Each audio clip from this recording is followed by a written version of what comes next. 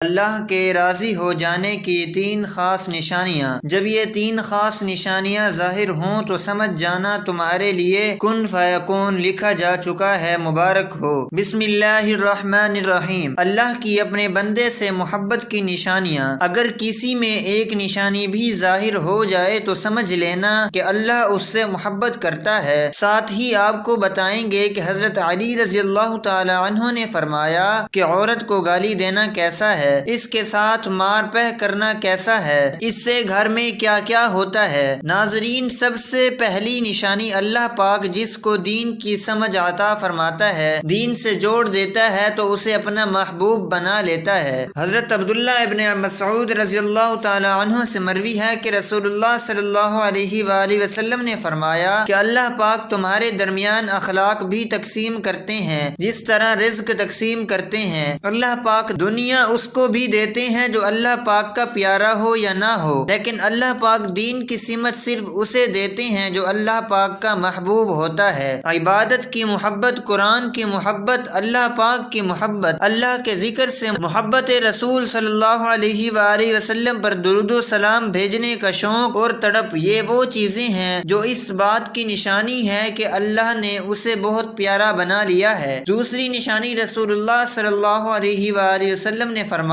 اللہ جسے اپنا بناتے ہیں تو پھر اس پر تھوڑی سی آزمائش بھی ڈالتے ہیں، یعنی اللہ پاک دیکھنا یہ چاہتے ہیں کہ یہ بندہ میرے فیصلے پر راضی ہوتا بھی ہے یا نہیں۔ جو راضی ہو جائے اللہ پاک اسے دنیا میں بھی راضی کرتے ہیں اور آخرت میں بھی راضی کریں گے۔ جو اس وقت بخلاہٹ کا شکار ہو جائے کہ یہ کیا ہو گیا میرے ساتھ، میں تو نماز بھی پڑھتا ہوں، قرآن پاک کی تلاوت بھی کرتا ہوں، پھر مجھے بخار کیوں آ گیا، میں تو کار بند ہوں، پھر مجھے کیوں فکر ہو رہی ہے، تو ایسا نہیں سوچنا چاہیے۔ حضرت بلال حبشی رضی اللہ تعالی عنہ سے کسی نے پوچھا کہ آپ بڑی توحید کی باتیں کرتے ہیں تو آپ کو اتنی بری طرح سے تکلیف کیوں پڑی ہے، تو آپ رضی اللہ تعالی عنہ نے فرمایا کہ تم بھی تو بازار جا کر برتن خریدنے سے پہلے اسے بجا کر دیکھتے ہو کہ مٹی صحیح طرح سے لگی ہے یا نہیں، بس اللہ نے بھی مجھے آزمایا تھا۔ اس کے بعد یہی وہ غلام تھا جس کا رنگ بھی کالا تھا، موٹے موٹے ہونٹ تھے، جس کے بارے میں اللہ کے پیارے رسول صلی اللہ علیہ وآلہ وسلم فرماتے ہیں کہ جب میں جنت میں جا رہا تھا، جب مجھے معراج کرائی گئی تو آگے آگے کسی کے چلنے کی آہٹ سنائی دی۔ میں نے حضرت جبرائیل علیہ السلام سے پوچھا کہ یہ کون ہے؟ جواب ملا کہ یہ بلال حبشی رضی اللہ تعالی عنہ ہیں جو آپ کے آگے چل رہے ہیں۔ حضور پاک صلی اللہ علیہ وآلہ وسلم جب واپس آ گئے، حضرت بلال رضی اللہ تعالی عنہ سے پوچھا کہ تم کون سا عمل کرتے ہو؟ حضرت بلال حبشی رضی اللہ تعالی عنہ نے فرمایا کہ آپ نے ہی تو فرمایا تھا کہ ہر وقت باوضو رہنا، تمہیں ہر وقت وضو کی حالت میں ملیں، اور جب بھی میں بے وضو ہوتا ہوں تو اسی وقت نیا وضو کر لیتا ہوں، اور جب وضو کرتا ہوں تو تب 2 رکعت نماز بھی پڑھ لیتا ہوں۔ چلتے زمین پر ہیں اور قدموں کی آہٹ جنت میں سنائی دیتی ہے۔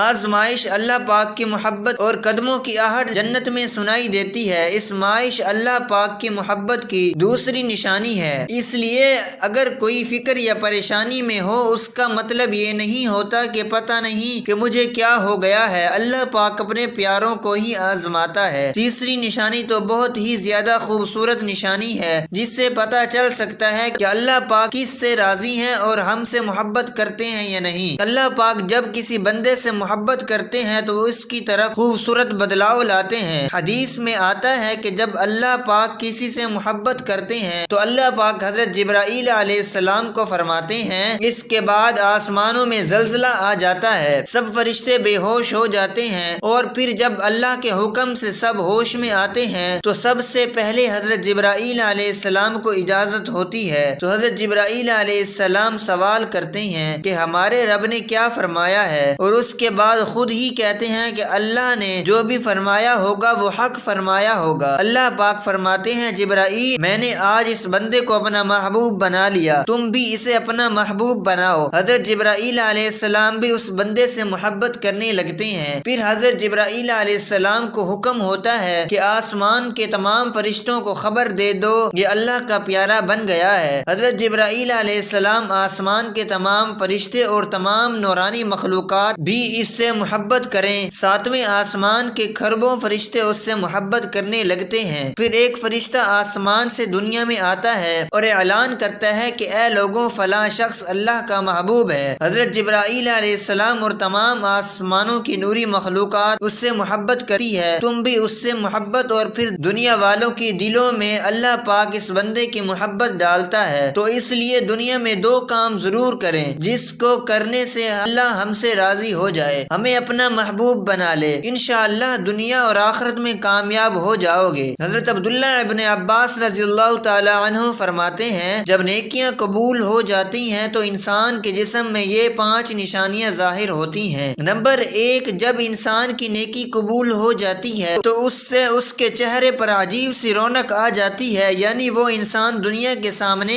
اپنی خوشی کا اظہار اپنی مسکراہٹ اور بشاشت کے ساتھ کرتا ہے۔ وہ ہر ایک وقت خوش رہتا ہے، بلکہ یوں لگتا ہے کہ اس دنیا میں اس سے سکون اور وقار والا کوئی نہیں ہے، لگتا ہے کہ اسے دنیا کا کوئی غم ہی نہ ہو۔ یہ ہوشیار ایک کو نصیب نہیں ہوتی۔ نمبر 2، اس کا دل روشن ہو جاتا ہے، یعنی وہ ہر وقت اللہ کے وعدوں پر امید رکھتا ہے، اس کے پاس کوئی ہو یا نہ ہو لیکن اس کے دل میں اتنی خوشی ہوتی ہے کہ اس کو کوئی پرواہ ہی نہیں ہوتی۔ اور یہ یاد رکھنا کہ امیر انسان مال سے نہیں بنتا، بلکہ امیر ہمیشہ دل سے بنتا ہے۔ حضرت علی رضی اللہ تعالیٰ عنہ فرماتے ہیں، دولت مٹی کی طرح ہے اور مٹی کو پیر کے نیچے رکھنا چاہیے، اگر سر پر چڑھاؤ گے تو وہ قبر بن جائے گی، اور قبر زندہ لوگوں کی نہیں ہوتی۔ نمبر 3، جب کسی کی نیکیاں قبول ہو جاتی ہیں تو اس کے جسم میں نیکی کی طاقت آ جاتی ہے، شیطان اسے گمراہ نہیں کر سکتا۔ شیطان سے بچنے کی قوت اللہ اس کے جسم میں پیدا کر دیتا ہے۔ نمبر 4، وہ اپنے مال و دولت میں فراوانی پیدا کرتا ہے، یعنی اللہ اس کے مال میں برکت پیدا کرتا ہے، وہ چاہے لوگوں پر کتنا بھی خرچ کرے، ضرورت مندوں کو کتنا بھی بانٹے، اس کی دولت میں کمی نہیں آتی۔ حضرت علی رضی اللہ تعالیٰ عنہ فرماتے ہیں، نصیب کا رزق انسان کو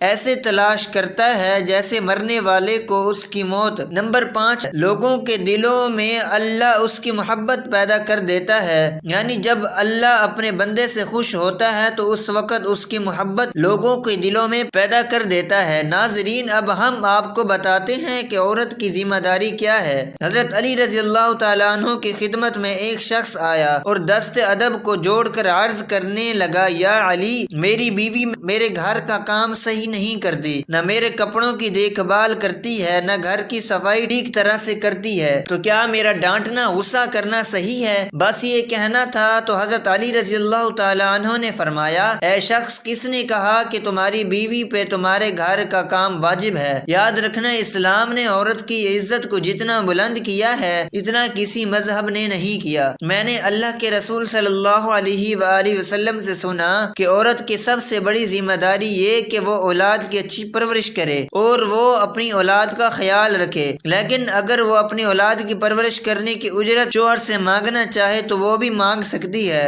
اور تو گھر کے کام کی بات کر رہے ہو۔ خوشی سے گھر کا کام عورت کرتی ہے، گھر کو سنبھالتی ہے، تو یہ اس کی عظمت ہے، یہ اس کا بڑا پن ہے، اس کا شکریہ ادا کرو، اس کا احترام کیا کرو۔ میں نے اللہ کے رسول صلی اللہ علیہ وسلم سے سنا کہ جس وقت عورت اپنے گھر کا کام کرتی ہے اس وقت اللہ اپنے فرشتوں کو زمین پہ بھیجتے ہیں اور کہتے ہیں، جب تک یہ عورت گھر کا کام کرتی رہے اس کے لیے عبادت لکھتے رہو، اور وہ پورا وقت جو عورت گھر کے کام میں لگاتی ہے وہ اس کی عبادت میں شامل ہو جاتا ہے۔ یہ عورت کی عظمت ہے کہ وہ تمہارے گھر کو جنت بناتی ہے، تمہارے بچوں کو عظیم انسان بناتی ہے۔ لیکن اگر کوئی عورت پر ظلم کرے، گھر کے کام کی وجہ سے اسے ٹوکتا رہے، اس میں ظلم کرتا رہے، تو روز محشر میں اللہ اس انسان کو گدھے کی شکل میں اٹھائے گا اور دوزخ کا ایک دروازہ ان لوگوں کے لیے کھولا جائے گا اور یہ کہا جائے گا کہ یہ وہ انسان ہیں جنہوں نے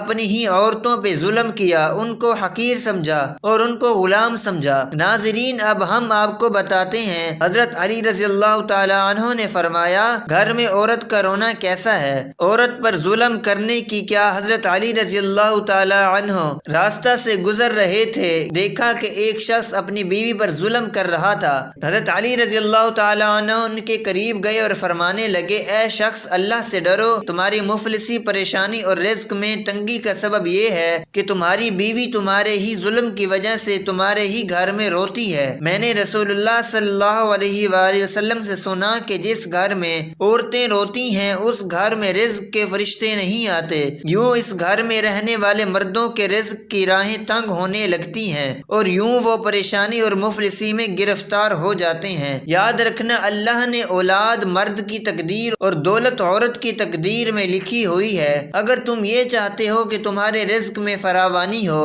اور عزت و شہرت دولت دن بدن بڑھتی جائے تو اپنے گھر میں اپنی عورتوں کا خیال رکھو، انہیں خوش رکھو۔ اللہ کے فضل و کرم سے تم عزت، شہرت اور دولت میں فراوانی پاؤ گے۔ ناظرین، اسی طرح کا ایک اور واقعہ ہے۔ ایک مرتبہ حضرت علی رضی اللہ تعالیٰ عنہ راستے سے گزر رہے تھے۔ آپ نے دیکھا ایک شخص اپنی عورت پر ظلم کر رہا تھا اور اس کی توہین کر رہا تھا۔ حضرت علی رضی اللہ تعالیٰ عنہ ان کے قریب گئے اور فرمانے لگے، اے شخص، یاد رکھنا اللہ نے مرد کو طاقتور اس لیے بنایا ہے تاکہ وہ عورت کی حفاظت کر سکے، نہ کہ عورت پر ظلم کر سکے۔ میں نے نبی کریم صلی اللہ علیہ وآلہ وسلم سے سنا کہ جو مرد اپنی عورت پر ظلم کرتا ہے تو اللہ اس پر لعنت بھیجتے ہیں۔ تو اس نے کہا، یا علی، یہ میرے نکاح میں ہے، میں اس سے جو بات کہتا ہوں یہ میری بات نہیں مانتی۔ تو حضرت علی رضی اللہ تعالیٰ عنہ نے فرمایا کہ نکاح کا مطلب یہ نہیں کہ تم نے اپنے لیے غلام خریدا ہے، بلکہ نکاح کا مطلب یہ ہے کہ تم نے اپنی نسل کو بڑھانے کے لیے اس عورت سے مدد طلب کی ہے اور